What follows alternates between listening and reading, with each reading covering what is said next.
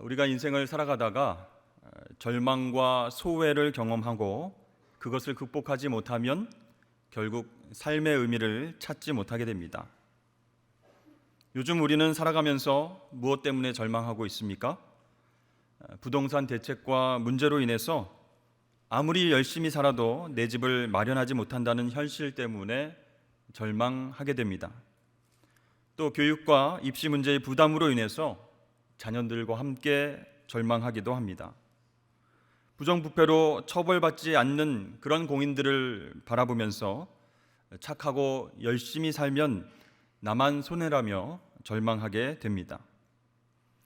세상은 풍요로워지고 편안해져서 잘 살게 되었지만 사람들은 자기 삶의 의미를 찾지 못해서 아직도 불안해하고 힘들어합니다. 내가 왜 사는지, 무엇을 위해서 살아가는지 잘 모르고 열심히 살아갑니다. 이것이 바로 절망하는 우리의 모습인 것입니다. 그런데 절망보다 더 큰 비극은 이런 세상에서 나를 이해해 주는 사람이 하나도 없다라고 느끼는 소외입니다. 소통이 힘든 시대이기 때문에 혼자 사는 것이 편하겠다 이렇게 생각하고 자발적인 소외를 선택하기도 합니다. 일본에서는 자기 방에 들어가서 나오지 않는 히키코모리, 그 사람들이 약 300만 명이 있다고 합니다. 우리말로 은둔형 외톨이들입니다. 그들은 가족과 친구들과 일절 관계를 끊고 혼자 살아가는데요. 그 방 안에서 아무것도 하지 않고 아무 생각 없이 살아가는 것이 정말로 편하다라고 생각한다고 합니다. 여러분, 이러한 절망과 소외는 인간 실존의 특징이라고 할 수 있습니다. 어느 시대에나 어떤 사람이나 하나님과 바른 관계를 맺지 못하고 살아갈 때, 또 창조주의 품 안에서 자유를 누리지 못할 때 끊임없이 삶에서 경험해야 하는 고통이 바로 절망과 소외라고 할 수 있습니다. 오늘 우리는 성경 속에서 이 절망과 소외 속에서 괴로워했던 한 여인을 만나게 됩니다. 그녀의 절망의 원인은 바로 혈루증이라는 병이었습니다. 그 당시 유대인들은 세 종류의 인생을 부정하다 이렇게 인식하고 살아갔는데요. 첫째는 여자로 태어나 살아가는 인생입니다. 둘째는 이방인으로 태어난 사람입니다. 셋째는 장애를 갖고 태어난 사람입니다. 이렇게 세 종류의 인생을 부정하다 이렇게 여겼습니다. 자, 그렇다면 오늘 주인공은 어떻습니까? 여자로 태어나서 유출병, 즉 피를 계속 쏟아대는 하열병을 앓고 있습니다. 그것도 12년 동안 앓고 있는데 치료받지 못했습니다. 이 유대인에게는 12라는 숫자가 완전수입니다. 그러니까 12년 동안 유출병이 낫지 않은 상태로 살아간다. 이게 무슨 뜻이겠습니까? 더 이상 회복이 불가능하다. 완전한 하나님의 심판 가운데 있다. 이렇게 여기게 되는 것이죠. 그러니까 유대인들이 바라봤을 때 극도로 부정하다고 여기는 완벽한 조건들을 다 갖추고 있는 여인이 바로 혈루증을 앓고 있는 여인이었습니다. 그녀 나름대로 여러 의원들을 찾아가서 치료를 받았지만 낫지 않았고 더 병이 심해졌다라고 기록되어 있습니다. 종교적으로 부정하다고 낙인 찍혀서 마을 밖으로 나가서 혼자 생활했습니다. 가정과 사회에서 격리되었고요. 또한 답답한 마음에 하나님께 예배를 드리고자 해도 성전에 접근하는 것도, 또 회당에 나와서 말씀을 듣는 것도 할 수 없었습니다. 모두 다 금지시켜 버렸습니다. 이 여인은 혼자 쓸쓸하게 병으로 고통당하다가 죽음을 맞이해야 하는 그런 운명입니다. 여러분, 정말 이보다 더 소외되고 절망스러운 상태가 있을까요? 이 혈루병 여인이 큰 무리들과 함께 이동하시는 예수님을 바라보았습니다. 예수님은 회당장 야이로의 딸을 고치시기 위해서 그의 집으로 가는 중이셨습니다. 회당장은 여러분 잘 아시듯이 유대인들의 회당에서 예배와 말씀을 맡은 자입니다. 유대인들의 삶과 신앙을 율법으로 이끌어주는 리더로서 사람들에게 많은 존경과 사랑을 받는 그런 사람이죠. 그런데 이 회당을 책임지는 회당장 야이로는 정작 본인의 힘과 능력으로 이스라엘 백성들과 자기 딸을 구원할 수 없음을 깨달았습니다. 이 야이로라고 하는 이름의 뜻은 주님이 비춰주신다, 그런 뜻이에요. 그래서 야이로는 자신의 이름 뜻대로 주님께서 비춰주시길 기대하면서 모든 권위와 모든 체면을 내려놓고 예수라고 하는 청년 앞에 무릎을 꿇었습니다. 그리고 이렇게 간청했습니다. 내 어린 딸이 죽게 되었습니다. 오셔서 그 위에 손을 얹으사 그로 구원을 받게 하여 주옵소서. 이렇게 주님 앞에서 간청했습니다. 이스라엘 백성들이 참으로 존경하고 사랑하는 회당장이 율법과 말씀과 하나님의 신앙과 사랑으로 이끌어줘야 할 회당장이 힘없이 무릎을 꿇었습니다. 그리고 주님 앞에 내 딸을 고쳐주십시오 라고 간청합니다. 여러분, 얼마나 큰 믿음입니까? 예수님께서 메시아이신 줄 알고 그렇게 엎드린 것입니다. 자신의 체면과 모든 권위를 내려놓고 주님만이 고쳐주실 수 있습니다 라고 간청하는 것이었어요. 예수님은 그 간청에 응답하시면서 그의 집으로 이동하셨습니다. 근데 여러분, 우리가 잘 알듯이 예수님의 능력으로 직접 가지 않으시고 말씀만 하셔도 치유하실 수 있지 않습니까? 그런데 왜 예수님이 직접 그곳에 가셨죠? 예수님이 본인 직접 그의 집으로 가서 회당장의 딸을 고치기를 원하셨습니다. 그렇습니다. 병 치유보다 더 중요한 것이 바로 구원입니다. 예수님을 인격적으로 만나고 변화되는 그것이 더 중요합니다. 예수님은 그것을 위해서 가는 수고를 마다치 않고 이동하신 것이었습니다. 사실 회당장 야이로는요, 예수님께 무엇을 간청했습니까? 병이 낫는 기적을 간구했습니다. 너무나 절박한 상황이고 방법이 없기 때문에 주님이 메시아시라면 반드시 고쳐주실 수 있다라는 믿음으로 그렇게 구했던 것이죠. 혹시 여러분들도 회당장 야이로처럼 기적을 구하는 믿음이 있으십니까? 여기서 제가 한 가지 질문을 드리겠습니다. 여러분, 기적을 구하는 것도 믿음이다 이렇게 말할 수 있겠습니까? 그런데요, 우리 가운데는 정말로 어려운 일이 생겨도 기도하지 않는 사람들이 많이 있다는 것입니다. 그런 의미에서 기적을 구하는 것도 주님 입장에서 보면 믿음이에요. 그 기적을 구하는 믿음이 영적인 초보의 모습일지라도 주님께서는 그것을 귀하게 보신다는 것입니다. 제가 예전에 부흥 집회에 참석한 적이 있었습니다. 3일 동안 이루어진 집회였는데요, 은혜를 많이 받고 이제 마지막 시간이 되었습니다. 그때 강사 목사님께서 지금 병들어서 고통받는 분들은 앞으로 나오십시오. 제가 기도해 드리겠습니다. 이렇게 말씀하셨습니다. 그런데 아무도 안 나가는 거예요. 제가 보기에는 주변에 아프신 분들이 굉장히 많은 것 같은데 누구 하나 일어나서 그 앞으로 나간 분들이 없었습니다. 그때 제 뒤에서 이런 대화 소리가 들렸습니다. 엄마, 빨리 앞으로 나가봐. 믿져야 본전이잖아. 여러분, 야이로가요, 그 딸이 죽어갈 때에 예수님 제발 고쳐주십시오 라고 그 구하는 자체가 놀라운 믿음입니다.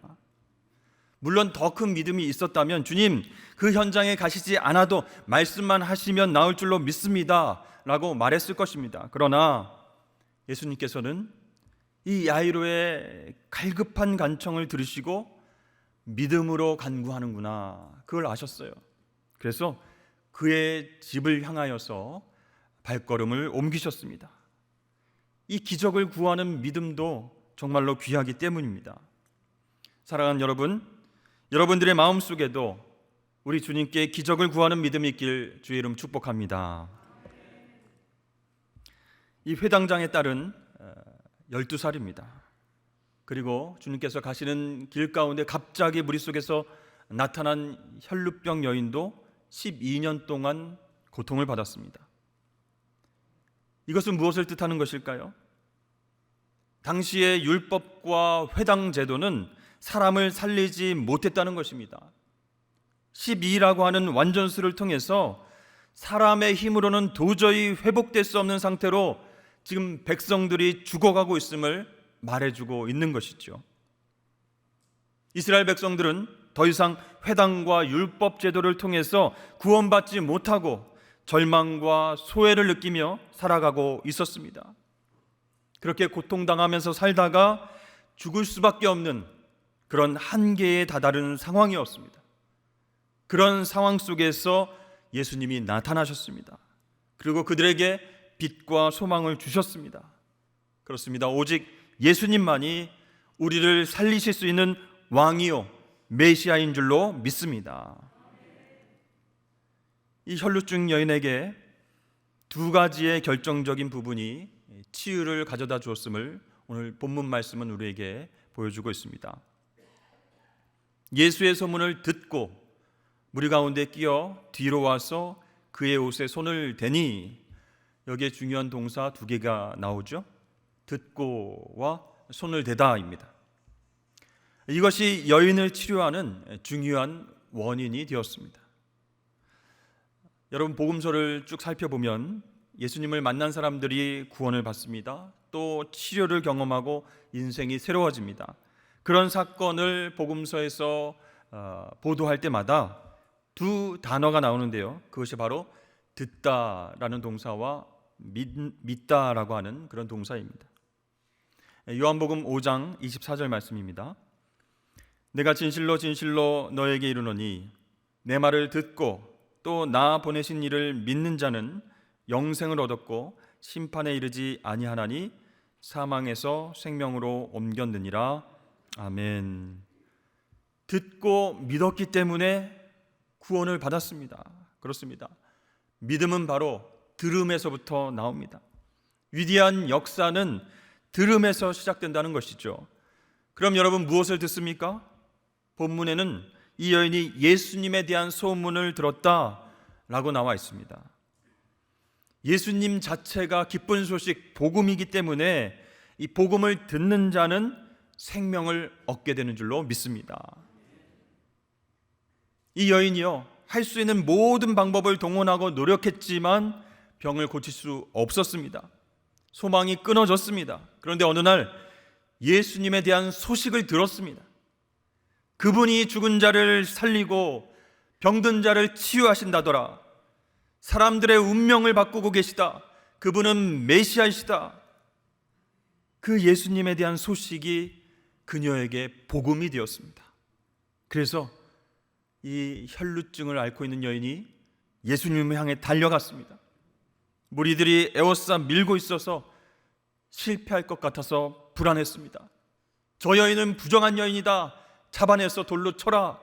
이렇게 얘기할 것 같았습니다. 그러나 이 여인은 복음을 듣고 그 자리에 있을 수 없었습니다.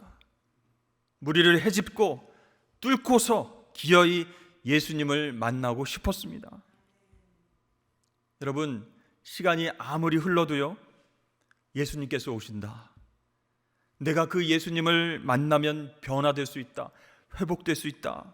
새로운 인생을 살아갈 수 있다라고 믿음으로 고백하는 사람들에게 예수님은 복음이 되는 줄로 믿습니다.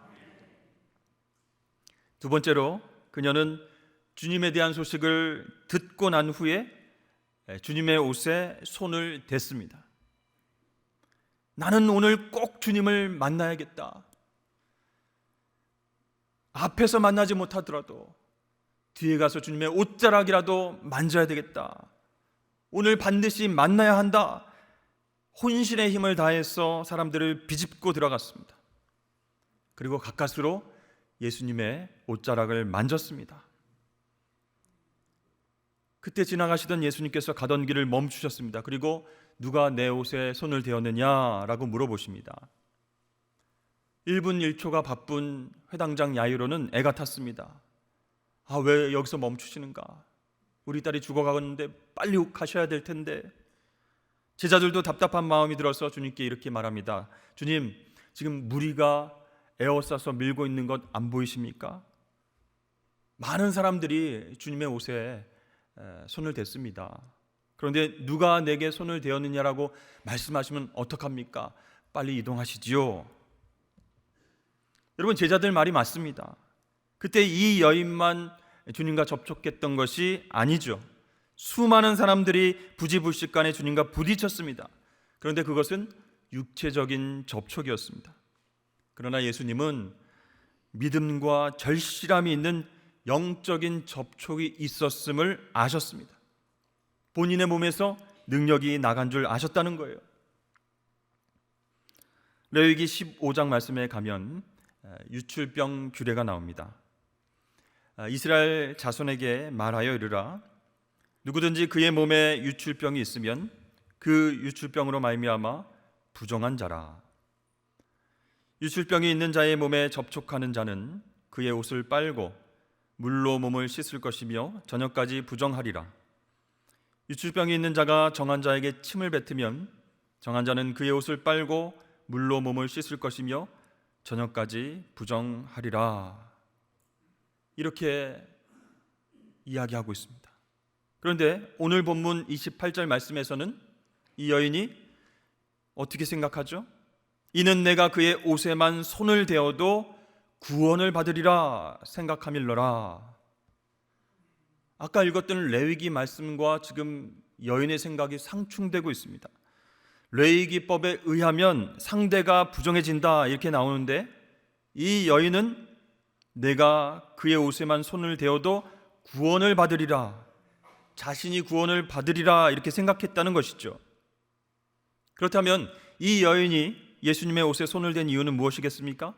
자신의 고통과 아픔과 부정함을 예수님에게 전가시키기 위해서였습니다.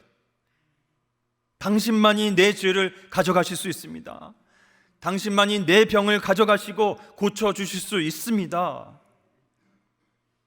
그런 생각으로 주님의 옷자락을 만진 것이에요.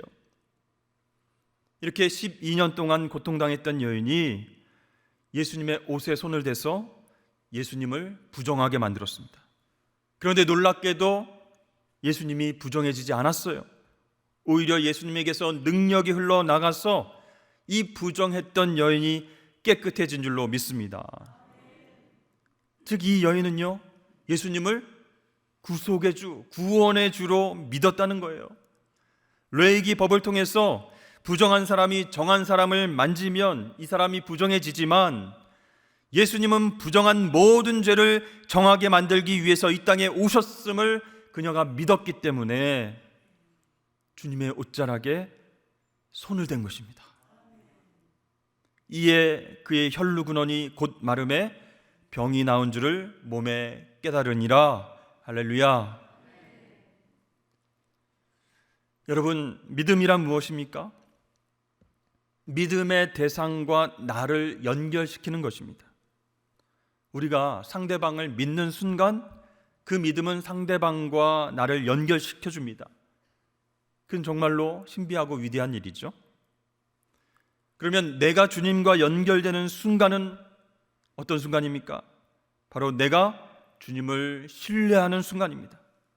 그분이 나의 구주시고 나의 주인 되심을 믿을 때 바로 놀라운 일이 일어나게 될 줄로 믿습니다. 이 여인에게서 혈루의 근원이 순간적으로 싹 다 말라버렸어요. 12년 동안 괴롭힘을 당한 그 지긋지긋한 병에서 해방되었습니다. 어떻게 그것이 가능했습니까? 예수님의 능력이 여인에게로 흘러나갔기 때문이었습니다. 혈루병 여인의 믿음이 주님의 능력과 연결고리 역할을 한 것이죠. 우리가 결혼하게 되면 어떻게 됩니까? 함께 살아가야 되니까 남편의 것이 아내의 것이 되고 아내의 것이 남편 것이 됩니다. 두 분 다 버시는 분들은 내가 번 건 내 거고 당신이 번 건 당신 거야 이렇게 얘기를 하지만 보통 결혼해서 가정생활을 하게 되면 남편의 것이 아내 것이 되고 아내 것이 남편의 것이 됩니다. 저도 결혼해서 제가 가지고 있었던 카드 포인트, 할인권, 무슨 모든 것들 다 우리 아내를 위해서 쓸 수가 있었습니다. 근데 저는 가난한 신학생이었기 때문에 포인트가 요만큼 남아있는데 우리 아내는 직장이었기 때문에 엄청난 포인트와 엄청난 할인권도 많이 있더라고요. 결혼해서 살다가 아내가 저한테 이렇게 얘기한다고 생각해 보십시오. 내가 당신 생일 때에 선물 하나 해줄게. 뭐 갖고 싶어?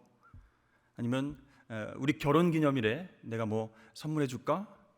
이렇게 아내가 물어본다면 남편이 어떻게 대답해야 되겠습니까? 야, 그 돈이 내 돈이고 내 돈이 그 돈이고 그런데 뭐 당신이 선물해 주겠다고 얘기를 해. 뭘 생색내려고 그래? 절대로 여러분 이렇게 얘기해서는 안 됩니다. 남편들은 꼭 고마워 여보, 생각해줘서 고마워 이렇게 얘기해야 그 가정 가운데 평화가 임할 줄로 믿습니다. 여러분, 나의 능력이 아니라 주님의 능력을 믿습니다라고 고백하는 그 순간 주님 안의 능력이 나의 능력이 되는 거예요. 믿음이라고 하는 그 통로를 타고 나에게 흘러 들어오는 것입니다. 왜냐하면 예수님과 우리는 믿음으로 신비한 연합이 된 상태이기 때문이죠. 내가 주님 안에, 주님이 내 안에 머물면서 그렇게 살아가는 존재이기 때문입니다. 예수님께서는 이 부정한 여인을 향하여서 이렇게 말씀하셨습니다. 딸아, 내 믿음이 너를 구원하였으니 평안히 가라. 내 병에서 놓여 건강할지어다. 내 믿음이 너를 구원하였다라고 말씀하셨어요. 이 부정한 여인의 믿음이 예수 그리스도의 능력을 유통하는 통로가 되어서 정말로 힘들고 어렵게 만들었던 그 지긋지긋한 병의 근원이 깨끗하게 됐습니다. 이 여인의 평생에 가장 복된 소식을 듣는 그런 감격적인 순간이었습니다. 여러분, 예수님은요 십자가 위에서 가장 부정한 사람이 되셔서 우리 대신 죽으신 줄로 믿습니다. 그 십자가 죽으심과 부활로 인해서 우리가 깨끗함을 얻었습니다. 나음을 입었습니다. 그것을 믿음으로 말미암아 예수님께 나아가는 자는 누구든지 구원을 얻게 되는 귀한 은혜를 주신 줄로 믿습니다. 그렇게 구원받은 하나님의 자녀들은 주님과 동행하면서 주님의 능력을 마음껏 쓸 수 있는 그런 존재가 되는 것이죠. 당시 유대 공동체는 희망이 없었습니다. 회당과 율법의 틀 속에서 수많은 사람들이 죽어가고 있었습니다. 타락한 종교 지도자들은 백성들을 진리의 말씀과 사랑으로 살려내는 것이 아니라 이 백성들의 숨통을 끊어놓고 있었습니다. 그것을 대표적으로 보여주는 사건이 오늘 야이로 딸의 죽음입니다. 회당장도 어찌할 수 없는 자녀의 죽음, 그리고 오늘 혈루병 여인의 고통입니다. 절망과 소외 가운데 몸부림치는 그 이스라엘 백성들을 대표해서 보여주는 인물들입니다. 여러분, 12살 된 딸, 12년 된 혈루병 여인, 이제 가망이 없다는 거예요. 그 완전수를 통해서 표현하고 있는 겁니다. 그러나 이제 예수님을 만남으로 인해서 해방되고 구원받게 되는 것이에요. 그것은 곧 죄와 질병과 죽음으로 신음하는 백성들이 믿음으로 예수님을 만나지 않으면 살아날 가능성이 없다는 것을 보여주는 사건입니다. 예수님께서는 이 사건들을 통해서 회당 공동체와 율법 공동체가 아니라 십자가 공동체, 믿음의 공동체가 너희를 살리는 대안이 될 것이다 라고 하는 메시지를 우리에게 주고 계십니다. 그렇습니다. 이제는요, 예수님께서 머리 대신 교회의 공동체를 통해서 놀라운 주의 구원의 역사가 계속해서 이루어져 나가는 줄로 믿으시길 바랍니다. 절망하고 소외될 수밖에 없는 이 시대의 한계 속에서 새로운 대안은 예수 그리스도를 머리로 하는 교회 공동체이다, 믿음의 공동체이다 라고 주님께서 우리에게 말씀하시는 거예요. 그 여러분, 새로운 대안은요, 무엇을 통해서 이루어지겠습니까? 바로 우리의 믿음을 통해서 놀라운 기적과 구원을 계속해서 이뤄가신다, 주님께서 약속하고 계신 거예요. 어떤 사람들은 교회에 와서 설교 한 번 듣고 인생이 바뀌기도 합니다. 전 주변에 그런 사람 봤습니다. 그런데 어떤 사람은요, 설교를 수백 번 듣고도 바뀌지 않습니다. 어제나 오늘이나 변함없이 내일도 그대로, 모레도 그대로 그렇게 살아가는 분들도 있습니다. 여러분, 그 차이가 어디에 있을까요? 믿음의 차이입니다. 이 말씀 속에 내 인생을 바꿀 생명이 있다, 예수님은 과연 어떠한 분이실까, 이렇게 기대하고 말씀을 받는 사람은 그 믿음이 삶 속에서 능력으로 역사할 줄로 믿습니다. 주님, 오늘 이 말씀으로 내 삶이 변화되길 원합니다. 제가 주님의 진리의 말씀을 기다립니다. 이렇게 목마른 심정으로 주님에 대한 기대를 갖고 말씀을 받을 때 우리의 인생은 놀랍게 회복될 줄로 믿습니다. 어떤 분은 찬송을 부르다가 그 인생이 새롭게 변화된 경우도 있습니다. 정말 그럴 수 있을까요? 찬양하다가, 노래 부르다가 그렇게 인생이 바뀐 사람이 있을까요? 예, 있습니다. 노래 자체가 그분의 인생을 바꾼 것이 아니라 찬양의 가사 속에서 주님을 만난 것입니다. 믿음으로 찬양을 하다 보니까 주님을 인격적으로 만난 것이에요. 그 찬양 속에서 임하시는 주님을 경험하고 눈물로 회개하면서 그 인생이 바뀌는 사람도 있다는 것이죠. 어떤 분은 기도하다가 인생이 바뀌는 경우도 있습니다. 기도하면서 은혜 받고 주님을 만납니다. 왜 그럴까요? 믿음으로 기도하기 때문입니다. 주님, 제가 주님 앞에 나왔습니다.